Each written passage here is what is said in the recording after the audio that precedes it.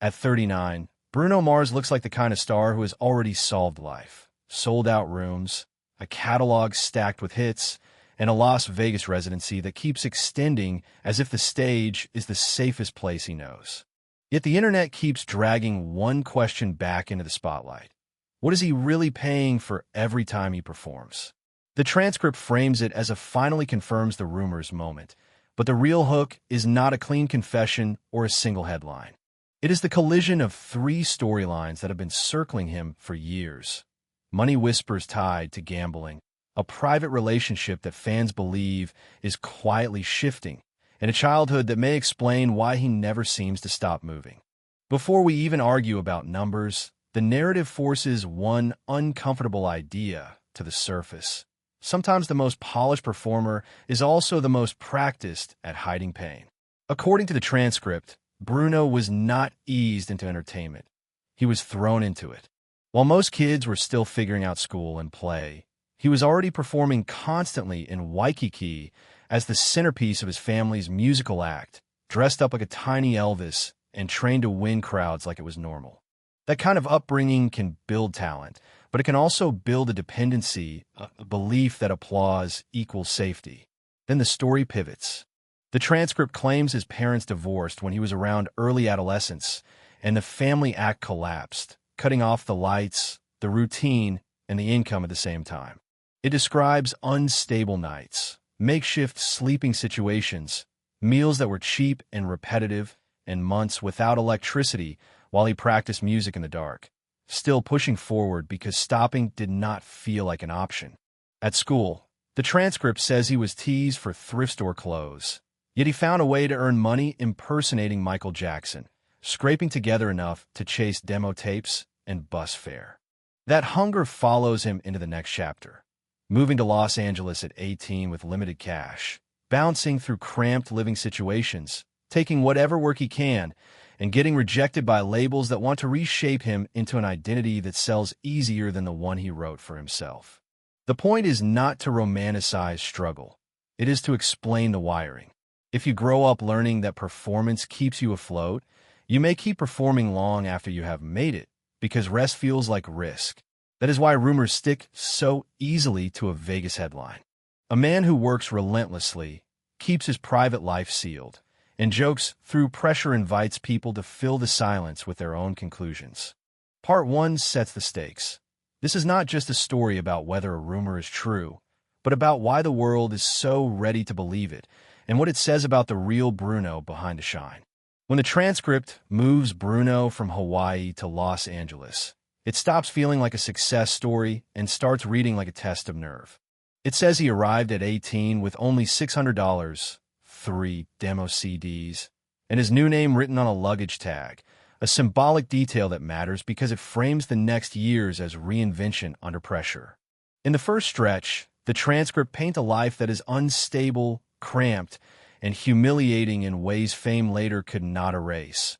A cheap motel on Sunset, a small studio in Koreatown shared with too many people, weeks surviving on the lowest cost food available, and a constant fear that one missed payment would shut off his phone and cut off opportunity.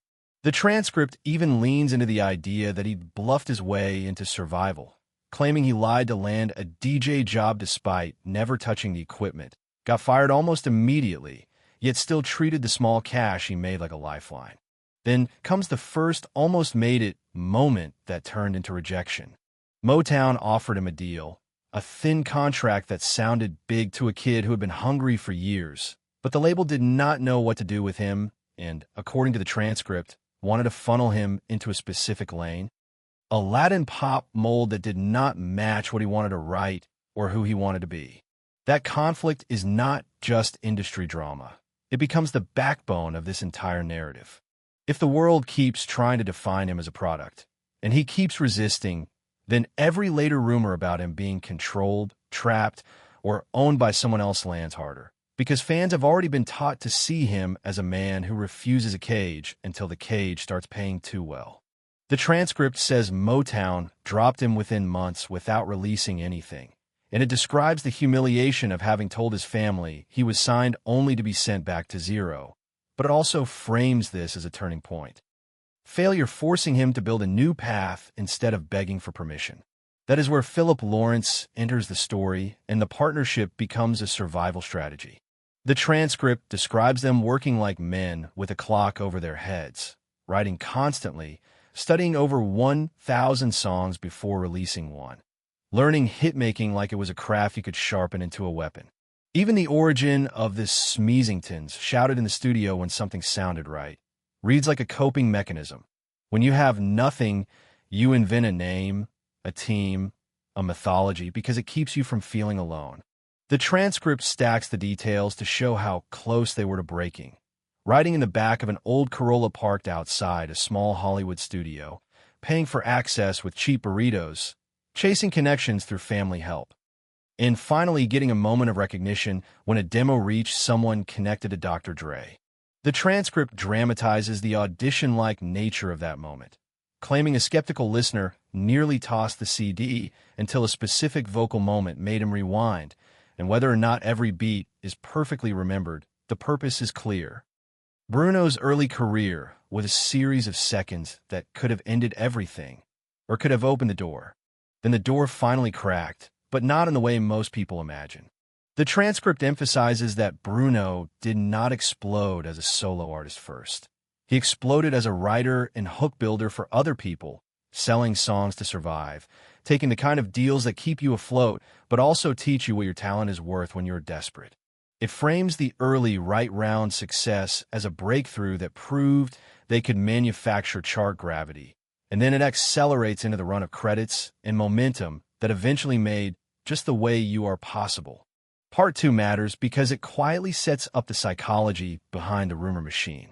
A person who grew up performing before childhood was finished, then got dropped, then rebuilt himself in parking lots and cheap rooms, learns a specific lesson. Stability is fragile, and you cannot relax just because the crowd claps. That is why, when the transcript later talks about gambling, addiction, and money whispers, it does not feel random. It feels like the darker mirror of the same drive, the same appetite for risk, the same need to feel in control of chance. And it explains why fans believe the worst so easily. Because this story has trained them to see Bruno's success not as a straight line, but as a constant negotiation with hunger, identity, and the fear of falling back into the dark. By the time Bruno Mars finally broke through as a solo act, the transcript makes one thing clear. It did not feel like a debut. It felt like a delayed detonation.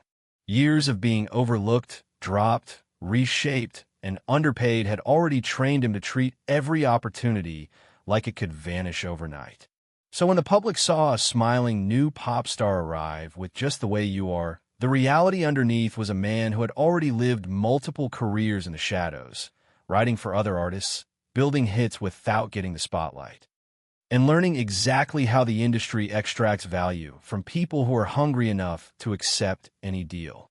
That backstory matters because it reframes his rise as something that carried a cost from the first second.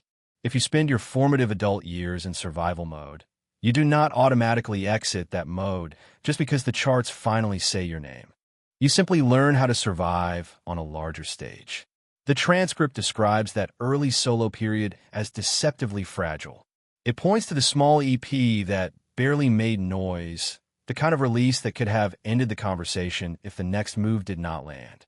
Then it pivots into the moment where everything changes, an album era that suddenly becomes massive, a run of singles that keep climbing, and a reputation forming in real time that Bruno is not only a singer, but a machine built to produce hits. From the transcript's perspective, the industry starts rewarding him not just for success, but for consistency, and that is where the trap begins. Consistency is a blessing when you grew up broke, but it becomes a sentence when your nervous system equates rest with danger. The transcript repeatedly emphasizes volume. Weeks on charts, millions of downloads, global sales, and long stretches of domination.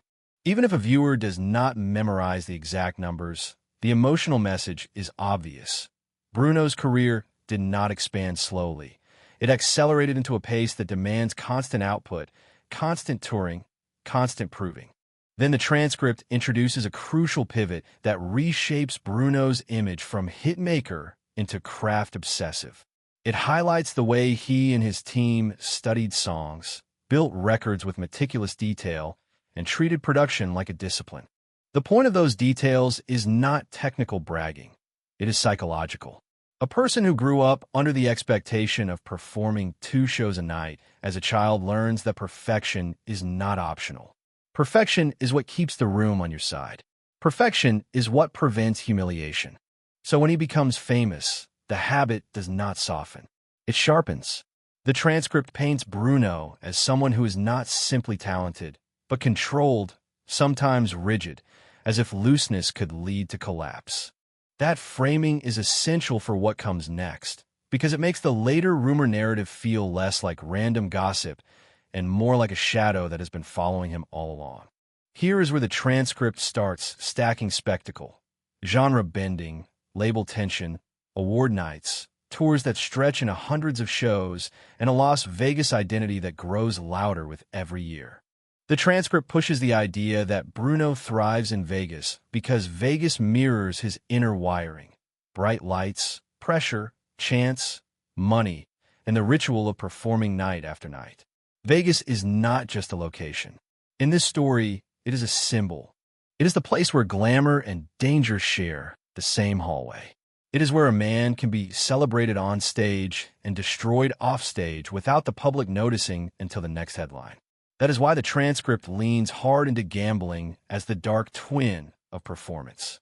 It frames gambling not merely as a hobby, but as a temptation tied to adrenaline, to control, to the emotional high that resembles applause. And then it drops the rumor that ignited the entire modern narrative: the claim that Bruno owed an enormous amount of money to a casino empire and was forced to work it off through his residency.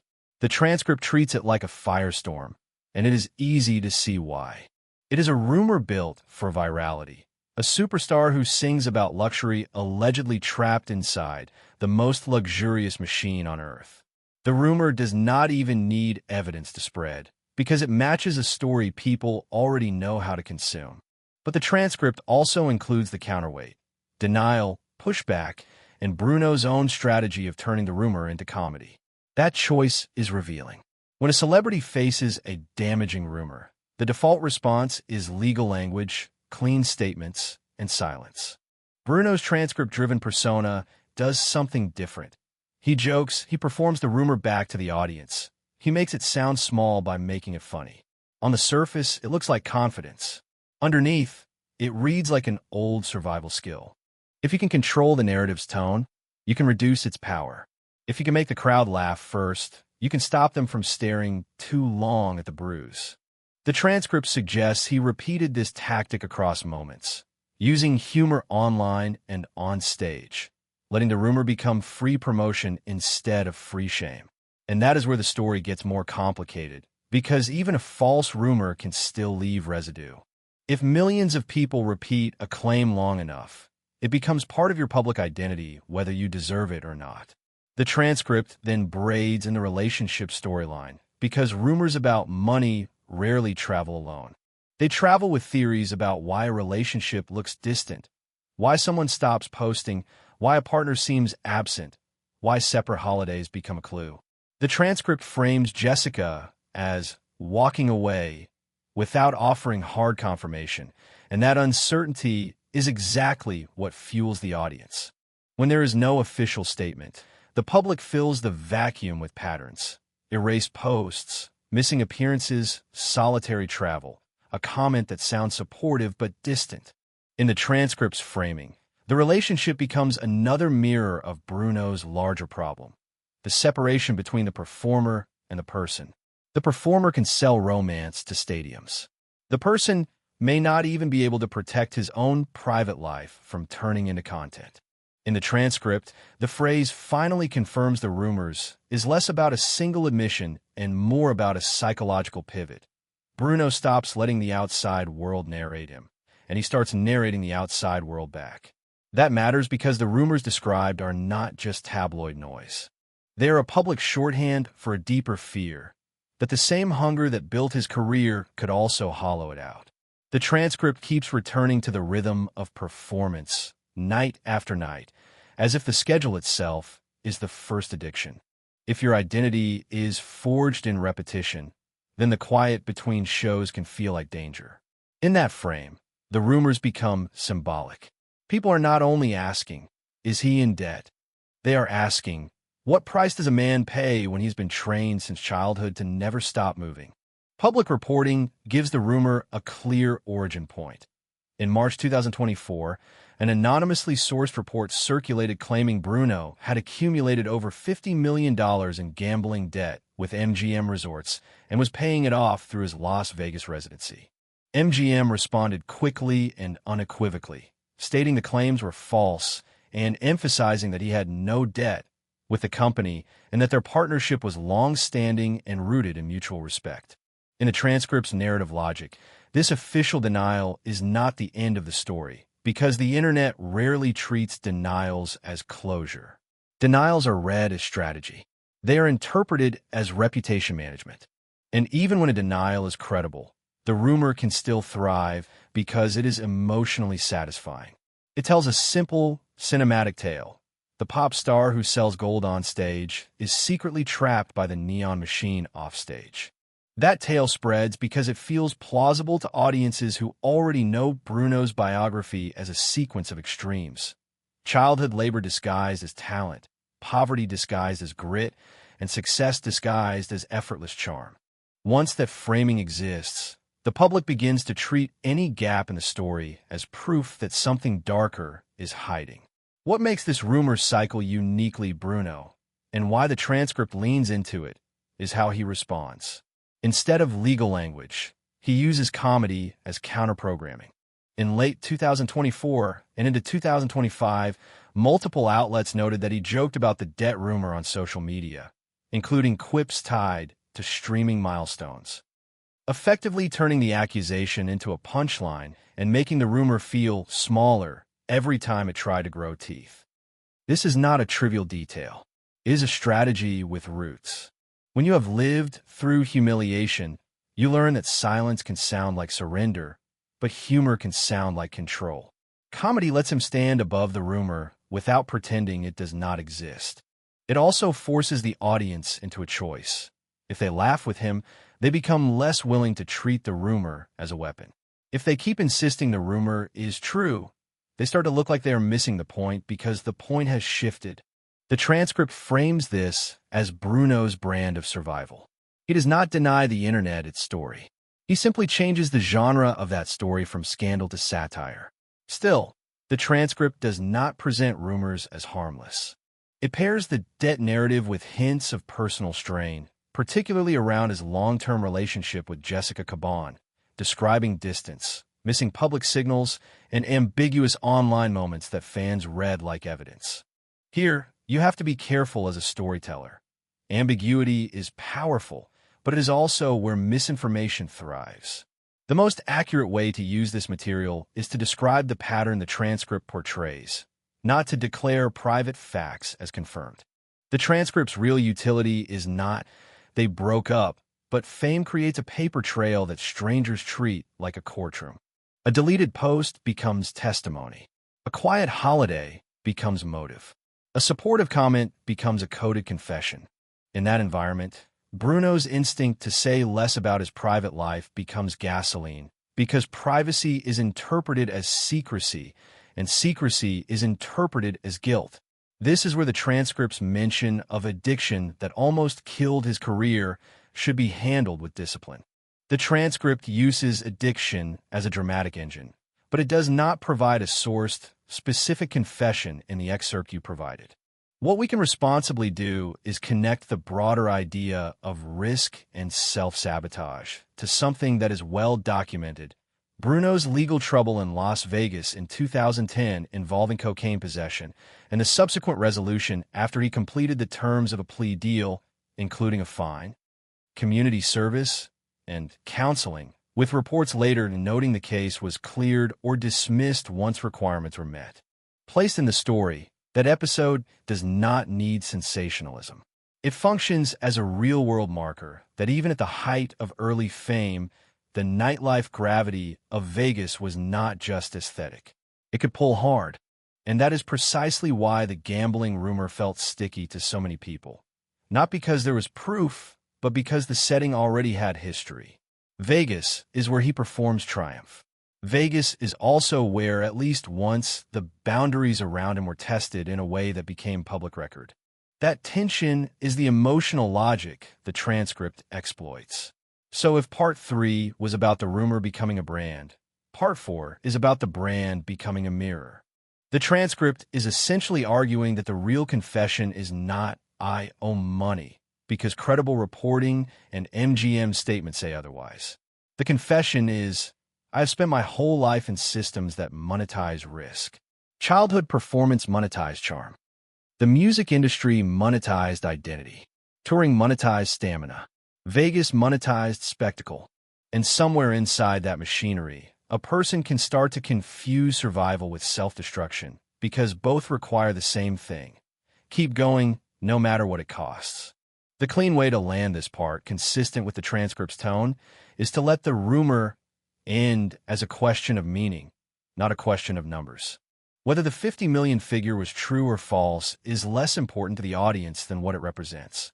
The fear that the world's most polished entertainer might still be negotiating private chaos in the shadows. And Bruno's choice to laugh at the rumor, instead of begging people to stop, becomes the final beat of control. He is not confirming the rumor. He is confirming that he understands the game, and he is refusing to let the game decide what kind of man he is. By this point in the story, the rumor is no longer just a rumor. It has become a character.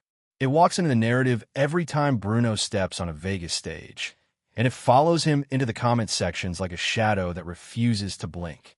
The transcript frames that shadow as something he finally confirms, but what the public record actually shows is more interesting. He never confirms the number.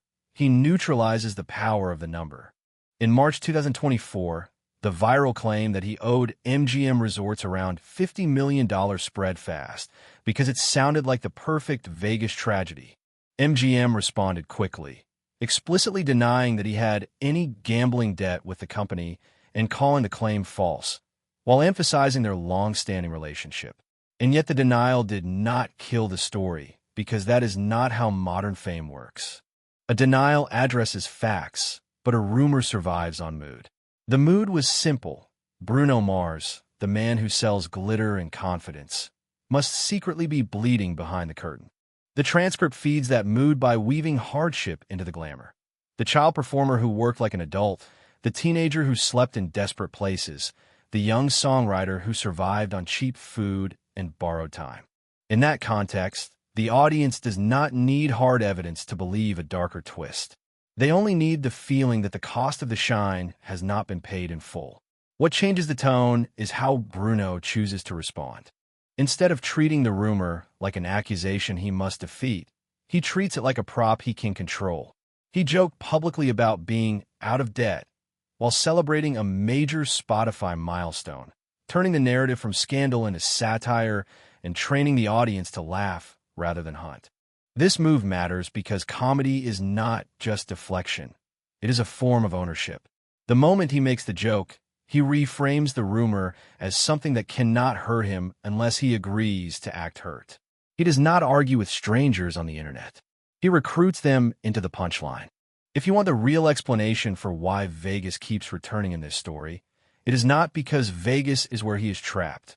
It is because Vegas is where he has built leverage. His relationship with MGM is not a single residency. It has become an ecosystem. Headline shows, brand identity, and a venue that reflects his taste and control.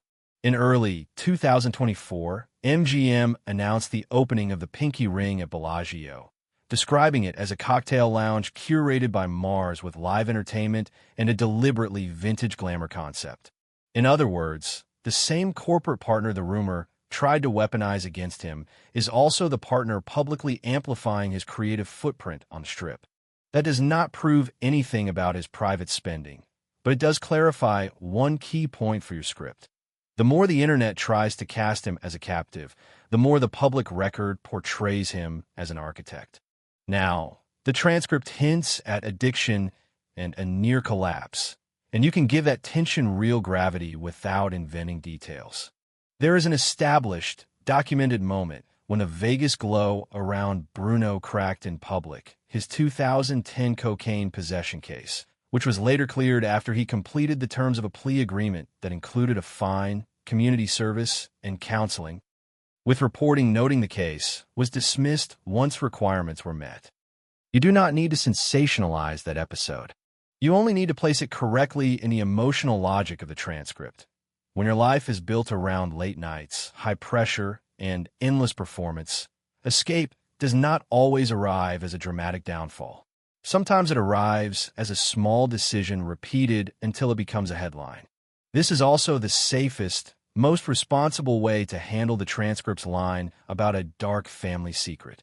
The excerpt you provided does not specify what that secret is, and reputable reporting does not support any singular dramatic revelation of that kind.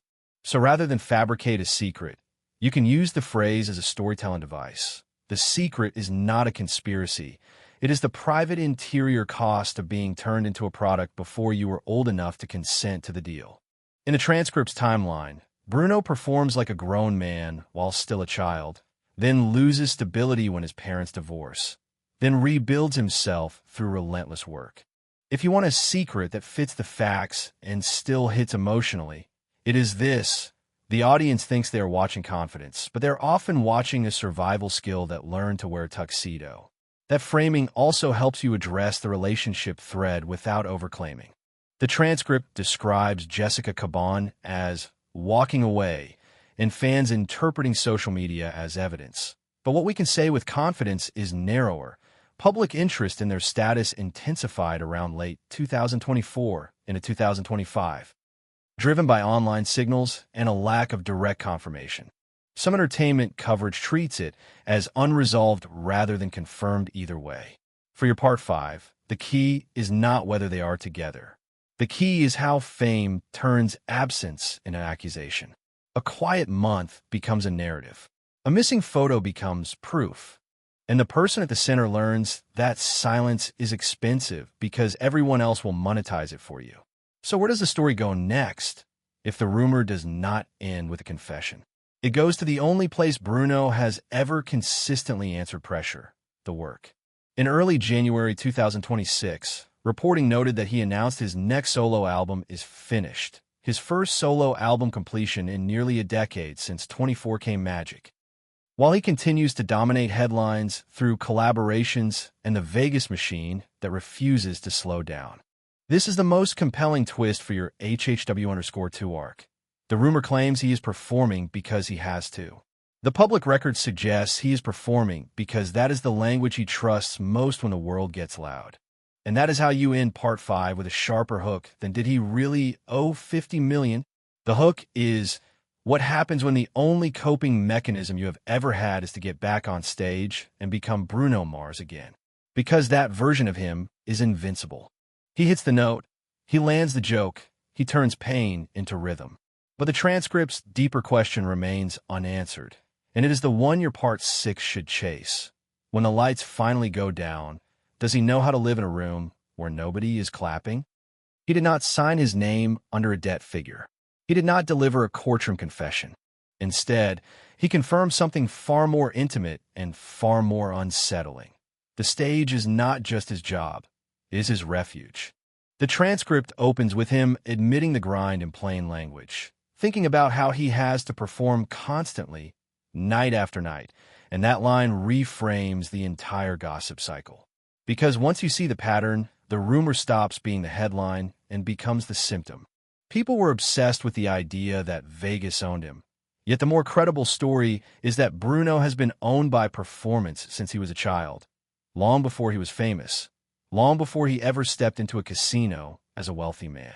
The transcript insists he performed nearly 1,000 shows before he was 10, that he worked a schedule adults struggle to survive, and that kind of childhood does not just create talent. It creates conditioning. You learn that attention equals safety, that applause equals stability, that the room is only calm when you have controlled it with music. Then the transcript drives the knife in. The moment his parents divorced and the family act collapsed, the lights went out, money tightened, and stability disappeared. That is not just a sad chapter. That is the origin story of why he keeps moving even now.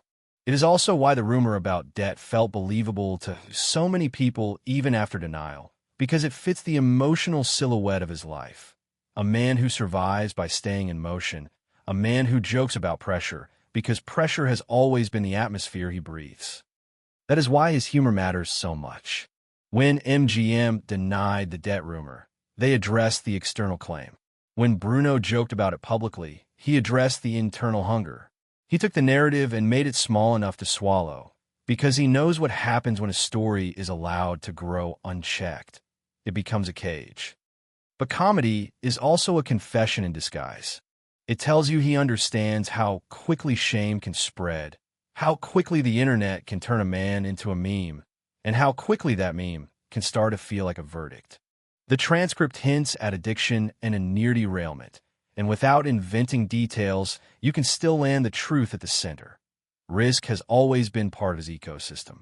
The same city that celebrates him has also been the setting of a real public stumble in his past, and that historical fact is enough to remind the audience that the boundary between party and problem can be thinner than fans want to admit. Yet the most important addiction in this story is not a substance and not a casino. It is momentum. It is the compulsion to stay productive, to stay booked, to stay present in the world's ear, so the world never gets quiet enough for him to hear himself. This is where the transcript's relationship thread becomes emotionally useful, even if the facts remain private. Whether or not Jessica truly walked away, the narrative point is that intimacy becomes collateral damage when a man lives in permanent performance mode. The more you tour, the more you travel, the more you disappear into rehearsals, residencies, and studio nights, the more love starts functioning like a waiting room. And if you are Bruno, if your entire nervous system was trained to equate stillness with danger, then the idea of going home to quiet can feel harder than walking into a sold-out arena. The transcript keeps insisting that what he revealed will change everything. And here is the cleanest way to interpret that promise without fabricating secrets. The revelation is that the world has been watching the polished version for decades, while the real Bruno has been running a private marathon against the fear of becoming powerless again. The boy who practiced by moonlight, the teenager who hustled for bus fare, the young man who got dropped and rebuilt himself in parking lots, never really left the room. He just learned how to wear it better. And now, at 39, with rumors swirling and the public dissecting his life like a true crime thread, the story turns into a single, sharp question that sets up the finale. If the debt rumor is not the cage, and if Vegas is not the trap, then what is the real thing he cannot walk away from? Because when you strip away the numbers, the headlines, and the jokes, the transcript leaves you with a haunting possibility. Bruno keeps performing not because he owes anyone money, but because he owes himself a sense of control that he only knows how to earn under lights. And the day he finally steps off the stage for real, the silence will not feel like rest. It will feel like the one opponent he has never been able to outsing. The transcript promises that Bruno Mars finally confirms the rumors. But when you step back and look at the full arc, the confirmation is not a number and not a scandal. It is a portrait. It is the portrait of a man who learned too early that performance can solve problems, and then spent the rest of his life using that solution, even when the problems changed. The world keeps fixating on the most dramatic version of his story, the gambling debt headline, the Vegas trap narrative, the relationship whispers. Yet the most credible public record undercuts the clean scandal ending. MGM denied the debt claim directly, and Bruno's own public response turned the rumor into a joke, not a confession. So the story cannot honestly end with he was exposed. It has to end with something sharper, why the rumor felt true, and why the feeling matters more than the fact. Because the transcript is not really about money. It is about the cost of momentum. Bruno's childhood, as the transcript frames it, was not built around weekends and school plays. It was built around schedules, crowds, and the pressure to be on before he even understood what off meant. Then life broke open. The family stability fractured, And the boy who once performed in glitter had to learn how to survive in the dark. That wiring does not vanish just because the Grammys arrive. It matures. It becomes discipline. It becomes perfectionism. It becomes a career that looks glamorous on the outside and relentless on the inside. So what do the rumors truly reveal? They reveal that people cannot imagine success without a hidden bill. They reveal that when someone looks too controlled, the public starts hunting for the place where control fails. They reveal that Vegas, as a symbol, is irresistible because it blends celebration and danger in the same frame. And they reveal something uncomfortable about the audience as well. If we cannot access the private Bruno, we will invent him. We will turn gaps into stories and silence into proof. The transcript ends its promise with an implied shift, a moment where everything changes, but the honest ending is more open than that. The real change is not that Bruno admits a rumor. The real change is that the audience begins to see the outline of the man behind the performer, and once you see that outline, you cannot unsee it. Every Residency extension stops looking like pure victory and starts looking like refuge. Every joke about debt stops sounding like humor alone and starts sounding like control. Every perfect show starts carrying a quiet question underneath. Is he performing because he wants to, or because he does not know how to be safe without it? And that is where this story should land. Not with a verdict, but with a mirror. Bruno Mars remains a global headliner, still capable of making arenas feel like a party. But the transcript leaves you with the one question the spotlight cannot answer. When the music ends and the crowd goes home, does the man who built his life on applause know how to live in silence?